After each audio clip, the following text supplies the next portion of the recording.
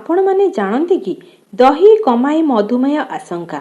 नियमित खटा दही खाइले मधुमेह 2 आशंका कम रहिबो बोली एक गवेषणारु जना जाइछि।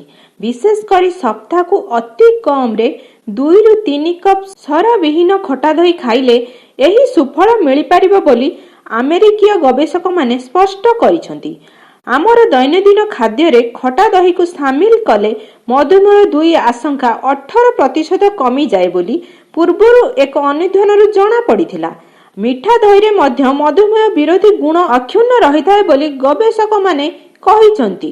क्षीररु प्रस्तुत अन्य सामग्री अपेक्षा खटा दही रो एपरी स्वतंत्र गुण रहिछि बोली सेमाने स्पष्ट करिसंती। तेबे खटा दही काहेकि मधुमेह विरोधी बोली निर्दिष्ट कारण जना पड़ी नथिले हैं क्षीर को प्राकृतिक उपाय रे बीजाणु द्वारा विघटन करी प्रस्तुत हेउथिबा दही रे थिबा अणुजीव मंगलकारी बोली अनुमान करा जाय। प्रोबायोटिक्स भाबे परिचित एही उपकारी अणुजीव गुड़िक पाक प्रणाली रे स्वास्थ्य ठीक रहिबा सहित मेदबहुलता और मधुमेह विरोधी रे सक्रिय करिथांती।